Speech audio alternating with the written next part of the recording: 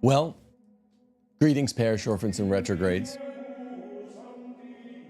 The Latin Mass, under attack over the last 3 summers from Pope Francis and his dicastery leaders, is now being pled for by United Kingdom cultural grandees who aren't even Catholic.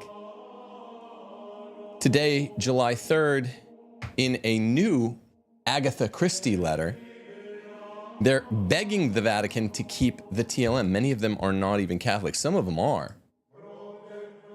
But in this new Agatha Christie letter, shades of 1971, we have non-Catholics begging for the life of the TLM. How odd is this?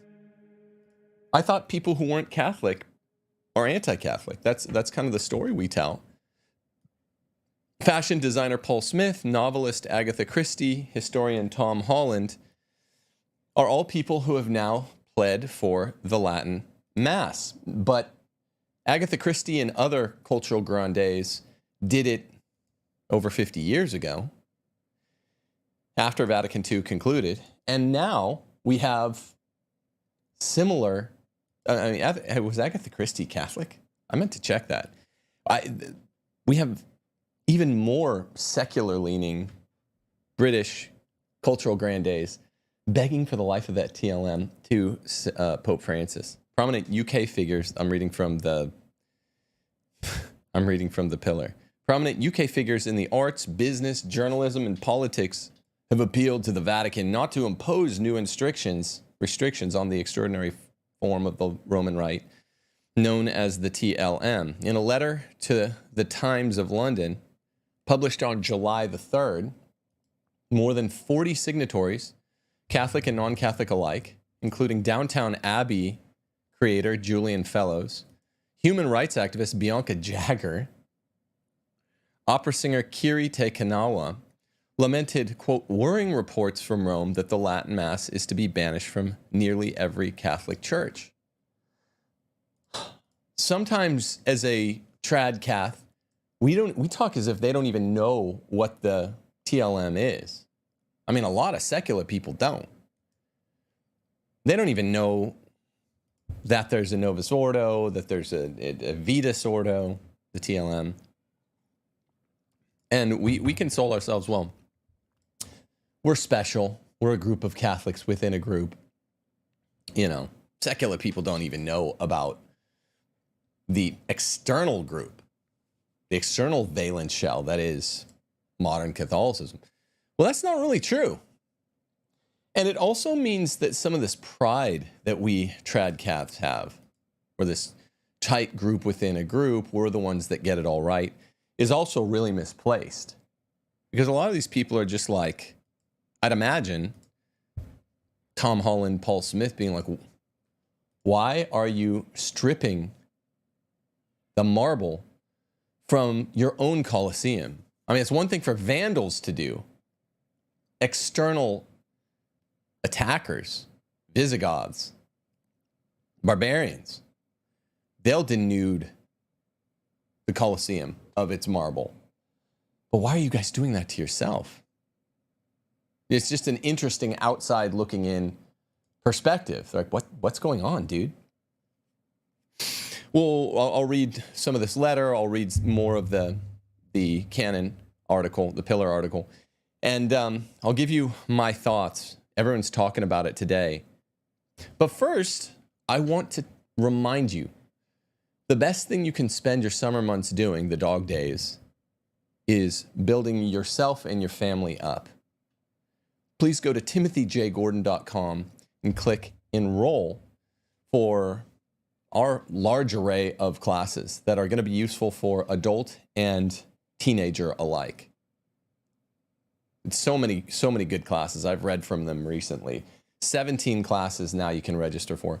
All of them but one are $75. They're pre-recorded, and you can learn something that you should have learned in college, like Aristotle's Ethics. We need your help to keep the lights on for this program.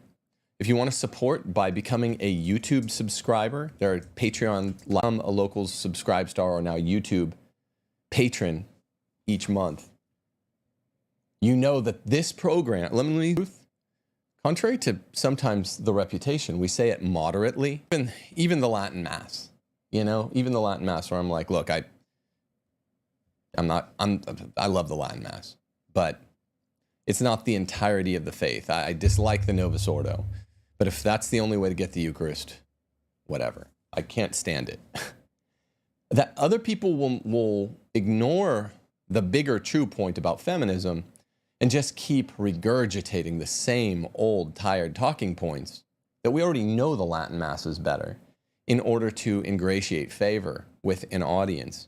Captive creators is the term that's been used for this. And I'm like, I'll never be a captive creator. You're always going to get an honest perspective here. Honesty is the name of the game. Boldness, yes.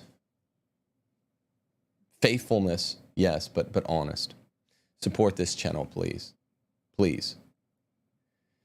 If you want to make a donation, that's a private matter. People all ask me all the time, largely because of the story with Abby. That's another matter. We have a P.O. box where people send stuff, and you can just click donate on the site. Besides. Okay.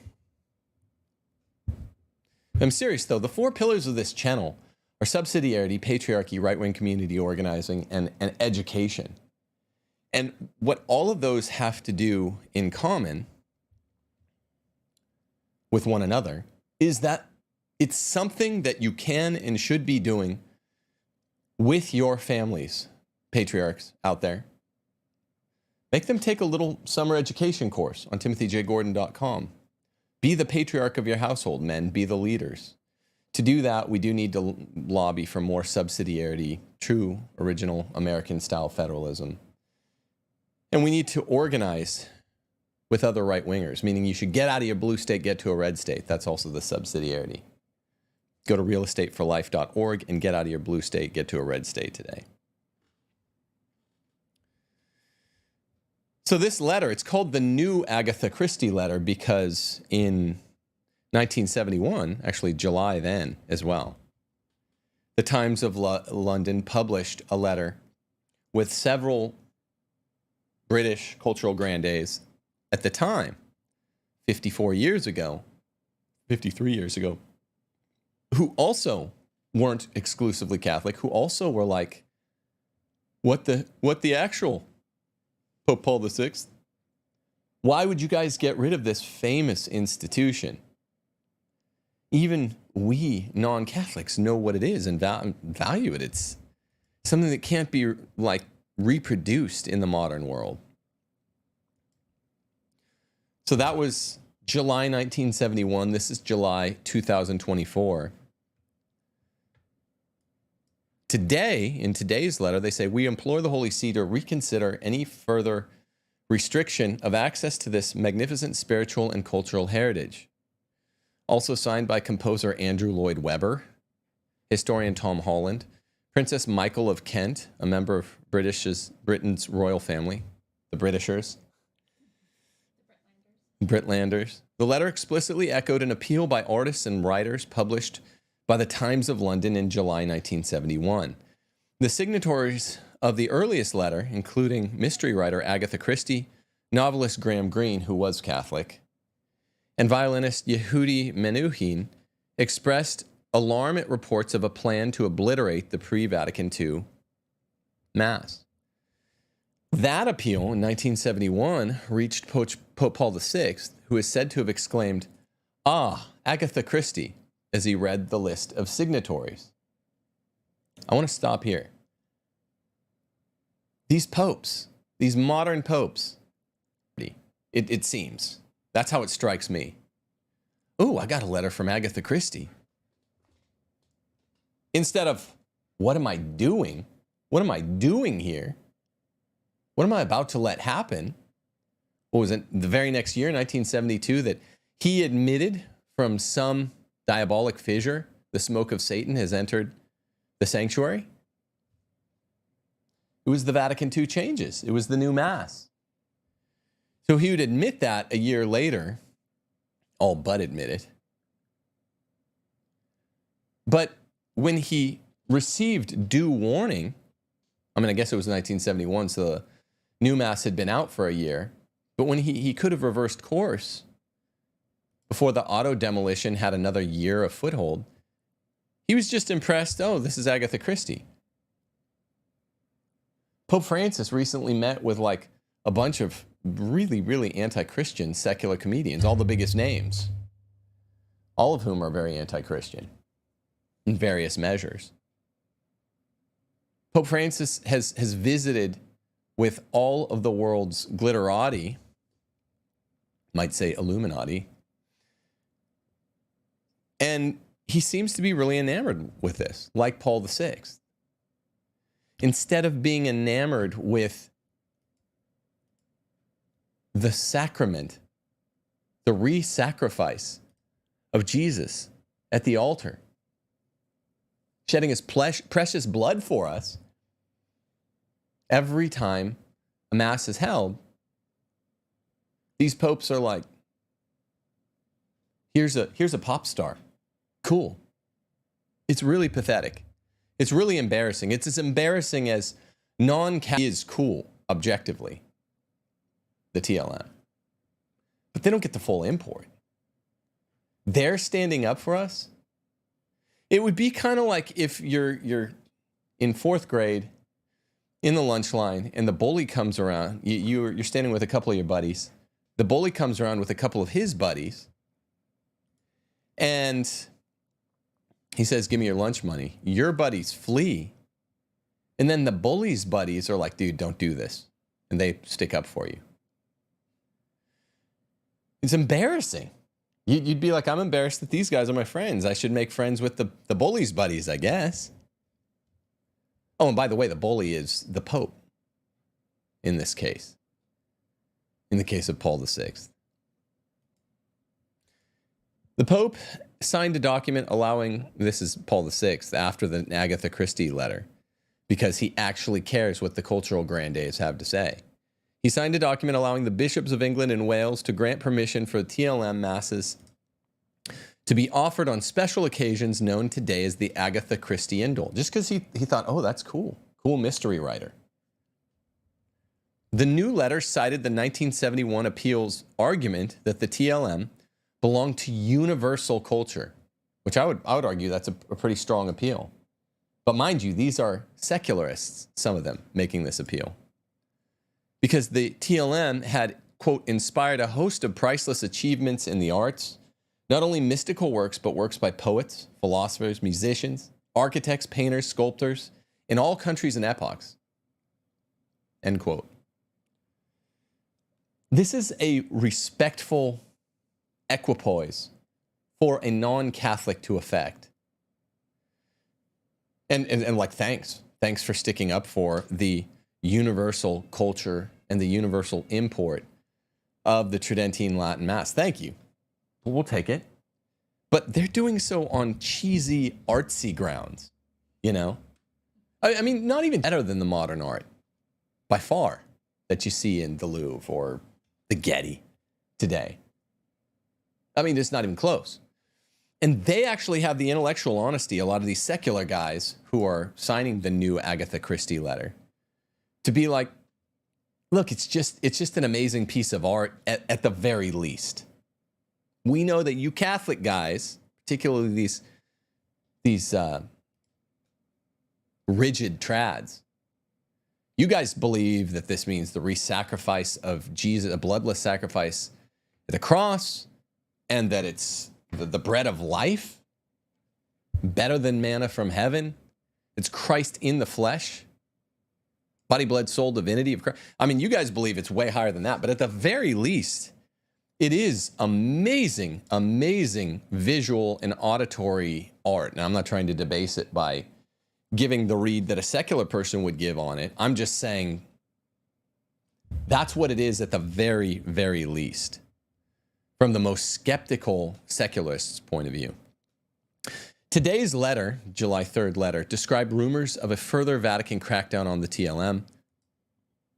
This rumor was first aired in June by the website Ratticherli, who do good work. That was Diane Montaigne who published that. As painful and confusing, particularly for the growing number of young Catholics whose faith has been nurtured by it. Ratticherli reported that an attempt is being made to implement as soon as possible a Vatican document with a stringent, radical, and final solution banning the traditional Latin Mass. The Pillar has not been able to confirm the existence of such a document. Now, that's the interesting part here. How confirmed is this? I do believe it. I don't believe every rumor I hear whispered out of Rome. There are various reasons why it's got real legs. Unfortunately, I wish it didn't. One, remember, Vatican Secretary of State, Cardinal Parolin. Two, it was widely rumored, almost universally rumored, that Traditionis Custodes 3 summers ago was just the beginning. Pope Francis said something to that effect. Number 3, the fact that Francis had a wait-and-see approach with Traditionis Custodes. He claimed initially that he was doing this in the name of restoring power to individual bishops, but was openly angry that more individual bishops didn't restrict the TLM.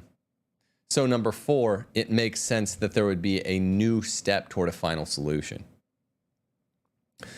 I guess number 5, Francis has said we can't be bi-ritualistic. Well, the story always was, the rationale for giving us the Novus Ordo in the first place was that there are 2 forms of one rite, of the Latin rite. Not 2 rites.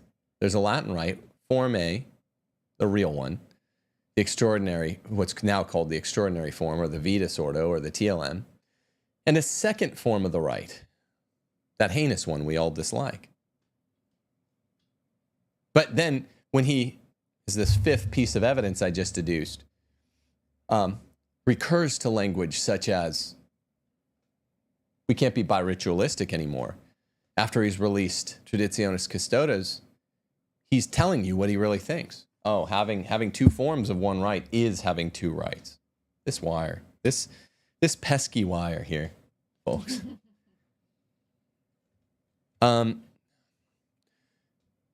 However, now this is the Pillar that has just said they can't confirm the existence of such a document, but they say, however, several Curial officials told the Pillar they understood such a draft existed and that if promulgated by Francis, it would further restrict the celebration of the old form of the liturgy beyond the provision of the 2021 Motu Proprio TC.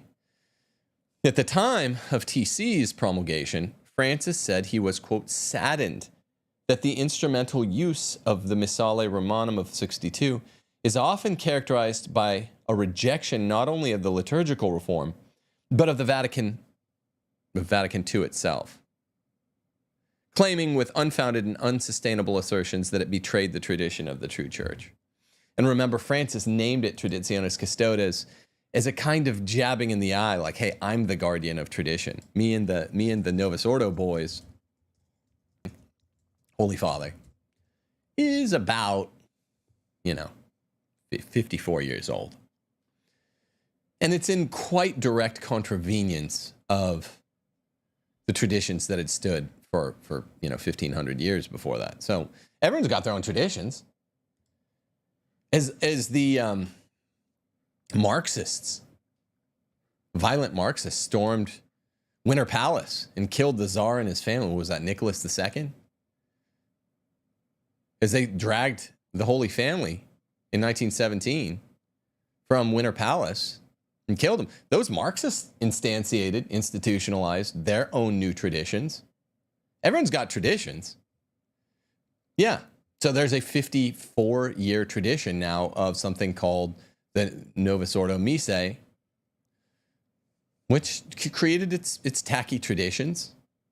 of communion on the hand, which was supposed to be an exception, altar girls, which is supposed to be an exception, bad, tacky, soft rock music fashioned after Peter, Paul, and Mary, which is supposed to be an exception, drums in Mass, supposed to be an exception. Didn't we hear like a trombone in Mass lately? Yeah, there was a tromboner in Mass lately. Someone pulled an actual trombone. I mean, what are some of the other traditions? Versus populum stance, poise of the priest, looking at us, Cranmer tables, which enable him to stand facing us. It's supposed to be an altar pushed against the wall. Yeah, that's a tradition. That's a new tradition. Francis and his boys are defenders of that new tradition. You bet your bottom euro. Those are traditions, and Francis is defending them. But the question is, parish orphans and retrogrades, why? Why? Why is he defending these tacky traditions that no one in their right mind could really love? I mean, if Andrew Lloyd Webber gets it, Idol gets it, why doesn't she? How hard is that to get? Well, Francis knows it's tacky. Paul VI knew it was tacky. John Paul II knew it was tacky. Ratzinger admitted, Ratzinger Benedict XVI knew it was tacky. He called it a banal accretion. He knew it was tacky and I guess was sort of a weak defender of the real tradition. But with these other three popes, Francis, JP2, Paul VI, they did know it was tacky. It's just why defend the tacky? Not as a defense of the tacky itself, but because it's an attack on the old tradition. Because it's a replacement. Because it instantiates Vatican II as a new Pentecost. Did you know John Paul II would regularly use that expression? Might sound harmless, but understand what Pentecost is. It's called the birthday of the church. Vatican II was the new birth of the church, according to John Paul II. Look, I know he's a saint. Isn't Paul VI? I mean, I know a lot of people in this audience love him. He did some good stuff. But I don't get it. I don't get the John Paul II enigma. And a lot of the faithful prelates of his time didn't get it also. What are you doing, Holy Father? I think we get Paul VI than Francis. I think that's a simpler story. One Vatican official told the Pillar that some proponents of new measures to restrict celebration of the TLM were not aiming for complete and total suppression, which they termed practically unworkable, but rather a kind of quarantine. Okay, that sounds bad enough. The thinking, he says, and some of them will put it in these terms, is to force the traditionalist Catholics onto reservations with everything that goes with that kind of imagery. By reservations, they mean like Indian reservations where they can accumulate us and then further abuse us with more laser beam efficiency, more targeted efficiency. He goes on, taking them out of diocesan life, driving them into little pockets around things like the ICKSP and even the SSPX, which is in irregular communion with the church, would take them out of local bishops' hands, the official said. Now that's true in different ways with ICKSP, FSSP, and SSPX. You know that. You know the score on that. For the ones pursuing maximum TC, meaning maximum traditionis custodes, it would be a welcome relief, this prelate said. And for those bishops who have been pushing back by seeking to make space for traditionally minded communities, it would take the whole issue out of their hands. So the TLM-friendly bishops are being overlooked, even though TC had been done in the name of bishop subsidiarity. Hey, if you like TLM, guys, you can keep it around. Which even some non-far right-wingers, like the Bishop of New Orleans, which kept our parish going on the TLM, did. He wasn't a strong right-winger. Bishop of New Orleans, not known as that. But a lot of them are just not haters of tradition in the way that Francis and his lieutenants are. Signatories of the new letter argued for the traditional liturgy to be preserved for its cultural and historical significance, calling it a cathedral of text and gesture, developing as those venerable buildings did over many centuries. Not everyone appreciates its value and that it is fine, but to destroy it seems an unnecessary and insensitive act in a world where history can all too easily slip away forgotten. The old rite's ability to encourage silence and contemplation is a treasure not easily replicated, and when gone, impossible to reconstruct. The letter described itself as entirely ecumenical and non-political. It's just people that are like, we appreciate fine artworks. We're not even all Catholic. We appreciate fine artworks, and this thing is literally awesome. It is full of awe. And then the Agatha Christie letter in July, its signatories also included Catholics and non-Catholics, believers, wild, beautiful, on the extraordinary form who have found their spiritual home in the old liturgy. He is Catholic. The Scottish composer wrote, quote, "The fact that there are Vatican functionaries indulging in this petty, Philistine authoritarianism against their own co-religionists is shocking for a non-Catholic audience." This is what I mean.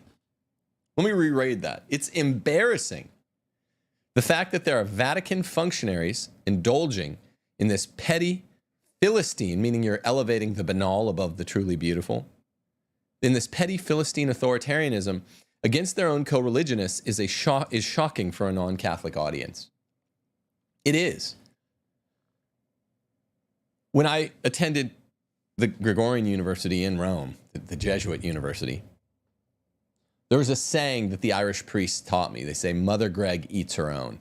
They make it impossible to matriculate in courses. They make it impossible, even if you're good at Italian, to pass the basic Italian test. They make it impossible to, I mean, not really impossible. I'm not trying to slur the school. I actually got a great education there, unlike my Jesuit high school education. But it's like Mother Catholicism, particularly apt when you're talking about the Lavender Mafia, eats her own. Fortunately, the Scottish Catholic composer wrote, creative artists and other public figures are once more coming forward in defense of the religious freedom through this letter to the Times. Other signatories to the letter, I've read some of them, this is a fuller list, included the cellist Stephen Isserlis, Julian Lloyd Webber, the conductor Jane Glover, the sopranos Sophie Bevan and Felicity Lott, and not like the Sopranos TV show, the opera singers, pianist Imogen Cooper, Stephen Howe, Andras Schiff, and Mitsuko Uchida. Sorry, these are like fine arts people, and I don't know the fine arts all that well. So, God bless you. The letter was also signed by members of the House of Lords. George Farmer, if you're watching this, I'll just send him a text. I wonder if he, connection to the House of Lords, I wonder if he signed it. George Farmer is one of my favorite people. Very, very, very good man. He would have signed it if he had the opportunity. I guarantee he loves the TLM. The interior designer Nina Campbell and fashion designer Paul Smith were also among the signatories, as were the actor Susan Hampshire and the authors Antonia Fraser and A.N. Wilson.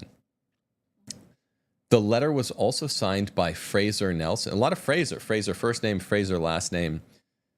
We're partial to Fraser with an I in there. Fraser Nelson is the editor of the UK's... Fraser Crane would have signed it. He loves fine art. The letter was also signed by Fraser Nelson, editor of the UK's Spectator magazine, and Charles Moore, a former editor of The Telegraph. The first comment on the pillar is kind of hilarious.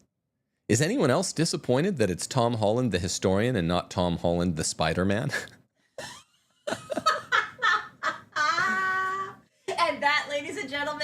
is the state of Catholicism. Yeah, yeah. I know you guys think I'm this laid back surfer philosopher guy, whatever Michael Knowles called me. But I hate comic book movies so much. I will not watch them. They're garbage. I'm so glad into the Spider-Man. I would just say, Spider-Man, thank you, man. Spider-Man.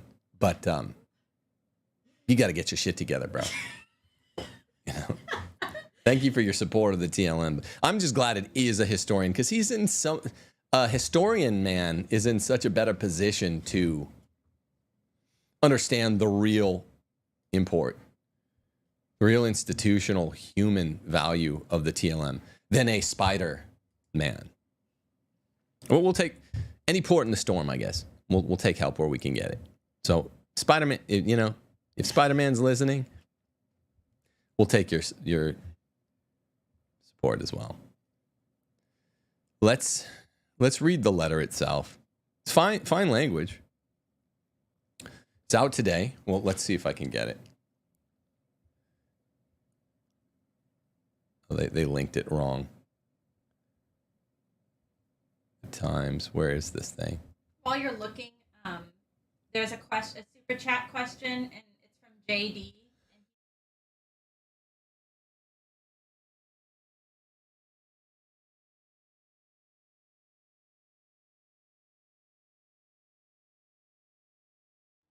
I'm sorry, can you reread that? I muted you to cough. Oh, yeah, no problem. Okay, so there's a super chat question from JD, and he said, Tim, would you or have you considered attending the Byzantine Eastern Catholic liturgy in the event the TLM becomes too unavailable? Of course I've considered it. I mean, I'm a Latin Rite guy. I'm a Roman Rite guy. I get annoyed when Catholic influencers who lean normie say, hey, you know, I'm kind of annoyed by everybody. You have to remember that. And I'm not saying that makes me special. I'm just saying temperamentally, yeah, I have a strong streak of laid back. I'm easy to get along with. Friends who are like real friends of the show will tell you that. That is one thing that comes across that's true about moi. I am easy to get along with, but I get annoyed by trads who are like, well, if the TLM gets destroyed, that's the whole faith. That's not true. But I also get annoyed by normie-leaning influencers who say, don't be too hard on the Novus Ordo. It's not that bad. It is. It really is. So I have this kind of middle position, a sensible middle position. And all those same normies that say, they are faithful guys. They're not normies in the sense of like normies sitting in the Novus Ordo that might not actually not know stuff that's important. Because all these normies go to Eastern Rite liturgies. Like, don't beat up so hard on the Novus Ordo. I'm like, no, I mean, I'm a Roman Rite guy. I feel tethered to the real Rite. Did you know almost all of the alternate rites were only proffered as ways to keep, after the 1054 schism, to keep different autocephalous, to keep Catholics from going to the different autocephalous churches? They go, okay, look, you can take your Greek Rite liturgy, just say the filioque in Mass. That's all you have to do. But other than that, you have the Byzantine Rite, Coptic, Russian, Ukrainian. I'll go through all of them. They're all concessions to like those people who had that. I mean, like, it's foreign. We are Roman Rite. So I do have not a moral issue with going to the Eastern Rite. I'm not impugning any of you who do that. And they are, in some ways, definitely better than the Novus Ordo, because everything is, right? You go to a modern movie theater, and the little ritual you have of getting popcorn, too much Coke, too much cola, too many candies, snickering at some of the previews, shushing people when it's a preview you want to watch.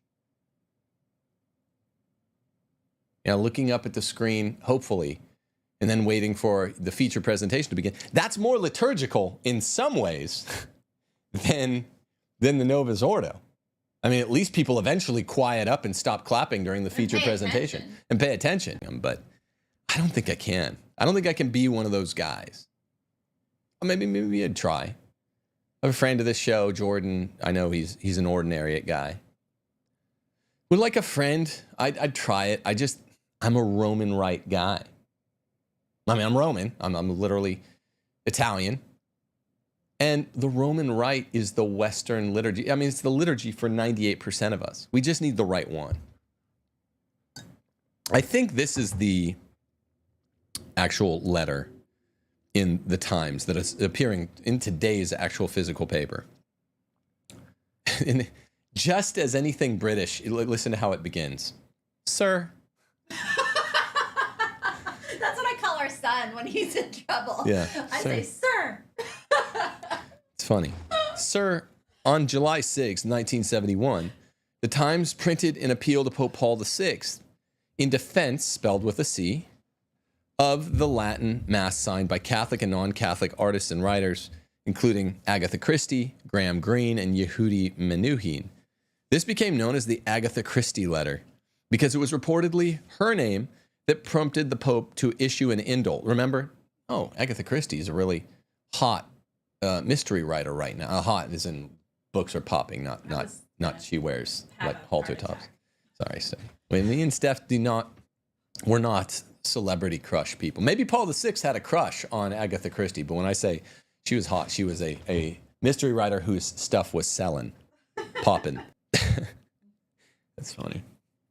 It was reportedly her celebrity status, her name, that prompted the Pope to issue an indult or permission for the celebration of the Latin Mass in England and Wales. I thought Wales was part of England, but that's the letter. Yeah.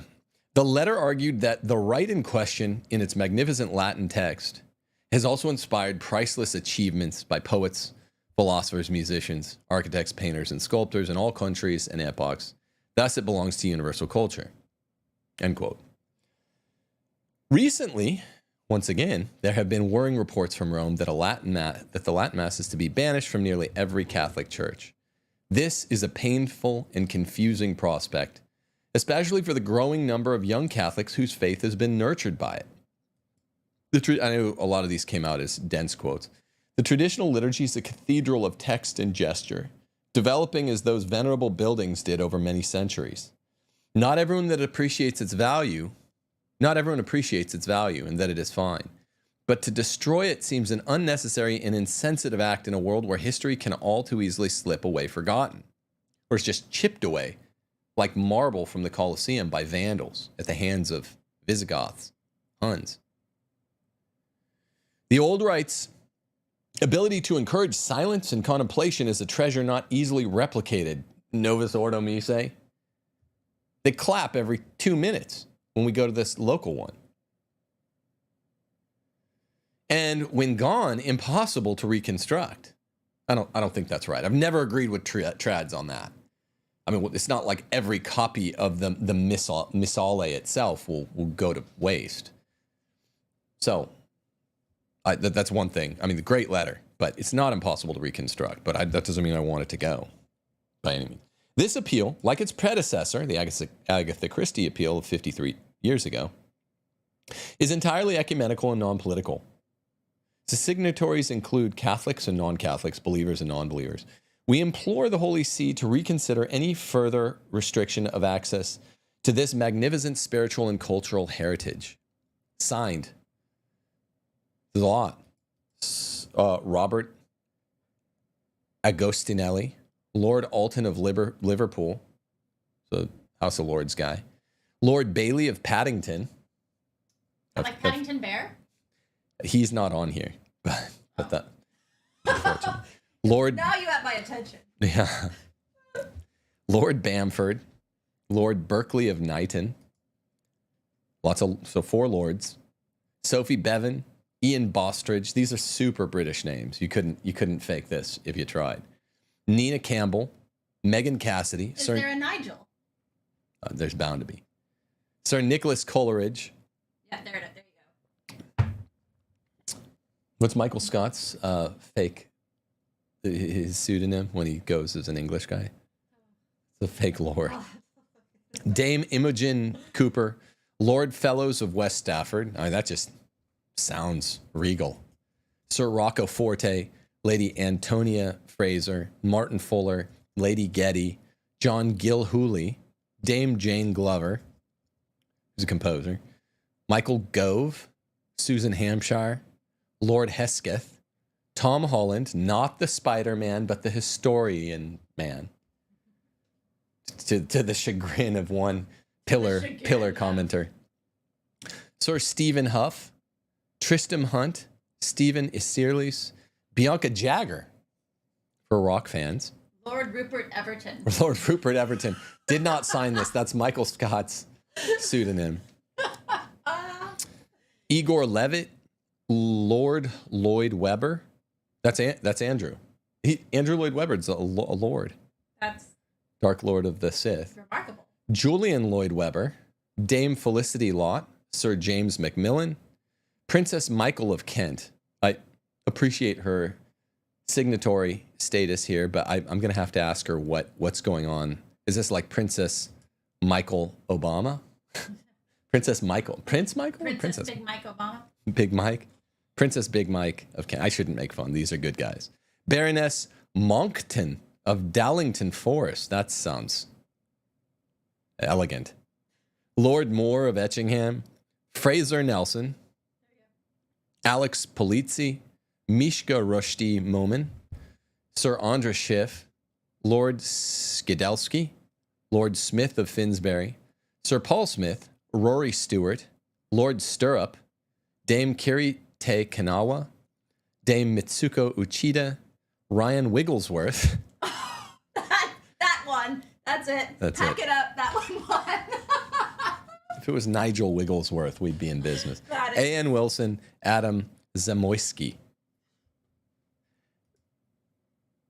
Reported that Archbishop Corleone welcomes an open letter supporting Latin Mass. So he says, quote, the widely diverse coalition of signers of the petition to Pope Francis demonstrates that even beyond its spiritual value, the traditional Latin Mass is a cultural treasure that has inspired artistic creativity of every kind in every age, building what we know as Western civilization. I thank them for making their voices heard. Okay, thanks.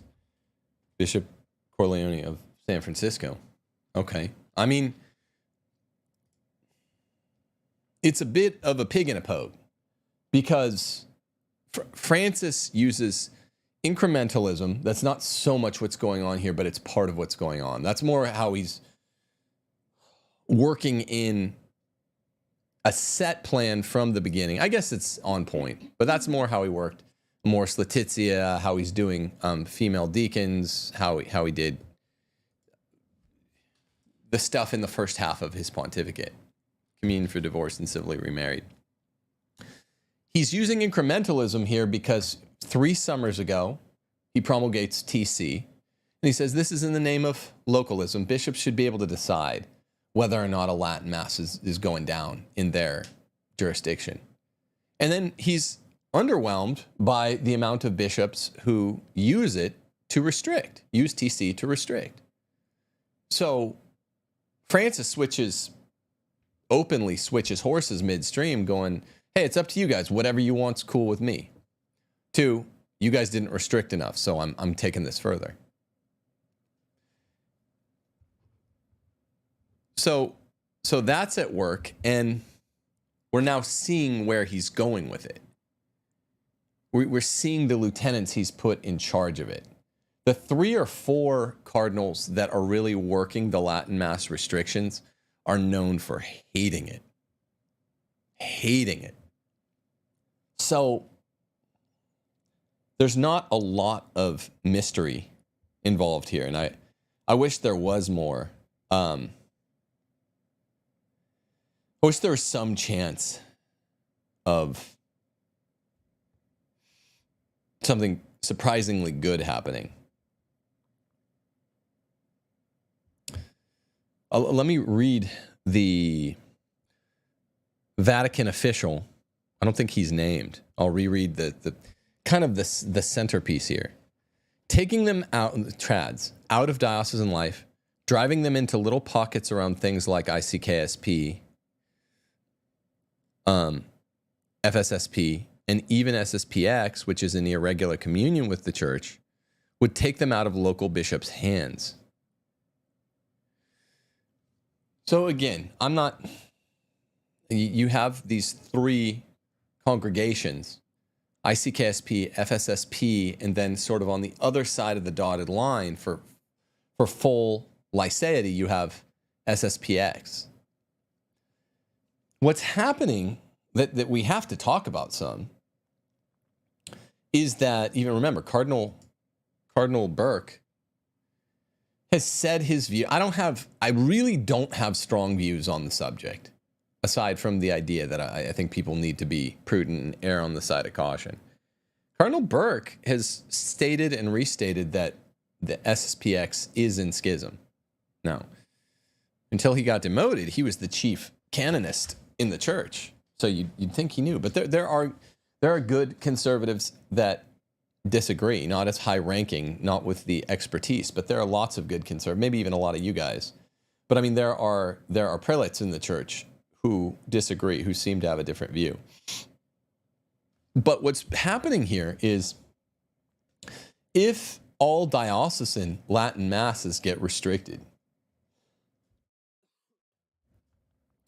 then you have the situation where it's basically just, I think there's one or two more, but ICK, FSSP, and SSPX, where you can go to worship at the Vitas Ordo. Kind of like Vitas Ordo better than TLM. No, in some way it's disrespectful because I don't think it's the old rite. I think it's just the rite, as most of you do. But there is this, as my friend Ryan pointed out, legitimization that's happened. And this is not my concern. I've never been concerned one way or the other with the SSPX debate, aside from, I was getting uncomfortable on TM's channel encouraging people to go.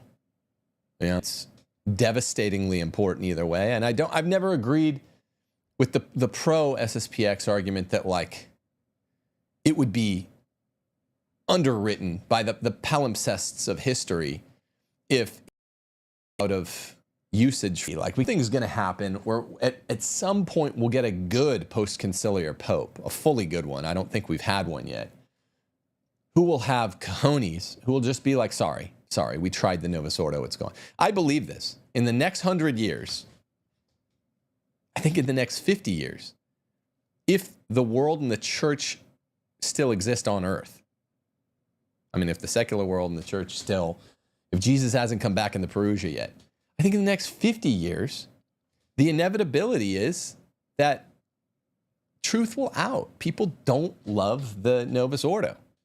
People do love the TLM. The people that go to the Novus Ordo don't even know the term. So I don't think I do have more faith in this way. I'm less nervous than a lot of you guys about this. And I'm offering this as a kind of white pill. It's so much better. It's such a superior work product, the TLM, than the Novus Ordo, that I just don't worry that this is going to go on for 1,000 years of Novus Ordo. It's too cheesy. What were the real architects of it doing? I think it's pretty darkling. Trying to destroy the faith of a few generations. It worked. Lex orandi, lex credendi. That's why. Lex orandi, lex credendi. It destroyed the faith of a few generations, and it's hard to reclaim that faith. But look at the Zoomers. The Zoomers are like, we love the Latin Mass. That we already got them reattached to it. All the people over the last 10 years that have repopularized the Latin Mass, I had a little hand in this. Taylor Marshall had a little hand in this, but there were people that were working longer that are older than us to repopularize the Latin Mass. The same thing is happening as in 1970. People who go to it automatically love it 95% of the time. Because even though there's no accounting for taste when there's close calls, I mean, I can't believe that one guy likes Tom Holland, the Spider-Man, more than Tom Holland, the historian. I can't account for how popular comic book movies are. They are embarrassing. They are tacky. They are Novus Ordo. They're very Novus Ordo. They're McDonald's. They're McDonald's. But when it's not, okay, so set that to the side because I don't think that's a close call. But generally, the Vox Populi, the only thing the Vox Populi, the popular voice, gets right are really obvious slam dunks. And it's an obvious slam dunk that the real Roman rite, the real expression of the I have to say the real expression of the Roman rite is the Vitus Ordo. Well, you can't say that because it's the extraordinary form now. It's not the ordinary. I'm not talking currently, institutionally, de dicto. I'm talking de facto. The real expression of the Roman rite is the Vitus Ordo. It's not the Novus Ordo. How do you prove it? It's kind of a first principle. Just look at it. It's a smell test thing. But, okay, so set all that to the side. I don't really care about the SSPX wars. It's good that that's ended anyway.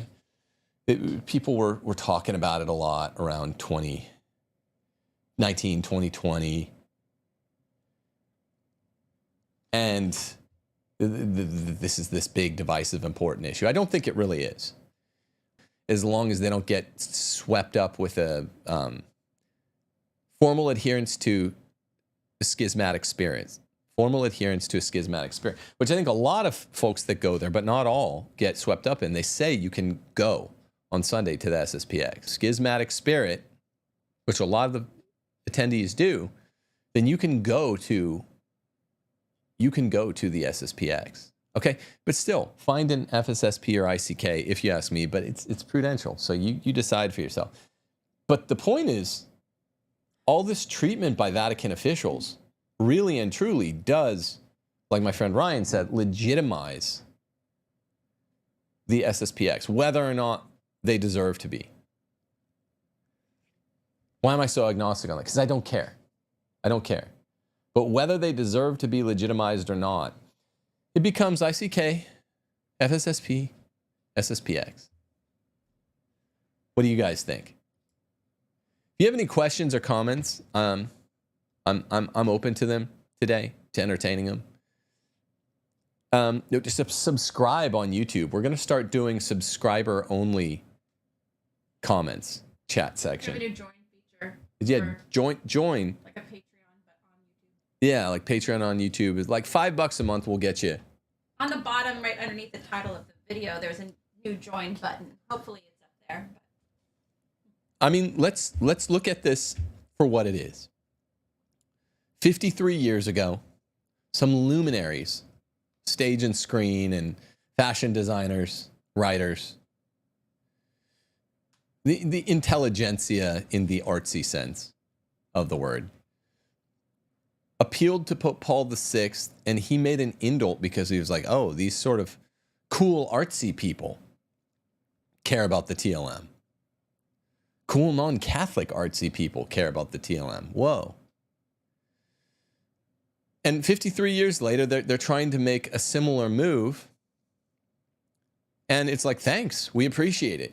But why are our voices, the parish orphans, faithful Catholics who feel forlorn at the diocesan level, at the USCCB national level, at the grand configuration of the entire church militant level, we're just orphaned. So many of us, if we know a good priest, it's not our local good priest. That's because of odds. So why don't our voices count? Why are we the rigids? Why not call Andrew Lloyd Webber a rigid? I know he's not known for rigidity. Or Tom Holland. Historian or Spider-Man are not known as rigids, but we could really return to a day when the church, the officials of the church, going all the way up to the Bishop of Rome, listened to the faithful sons and daughters of the church before the sons and daughters of the world. I think that's, in some ways, the main takeaway. Why don't our voices count? Why do you have to hear from good-willed secular people for your ears to prick up, for you to take heed? I don't understand it. It's a sad situation. To better days. And let's hope that Francis listens at least to the luminaries of stage and screen who have saw fit to write this letter, Agatha Christie 2, we'll call it. 53 Julys after the first Agatha Christie letter. Deus Vult.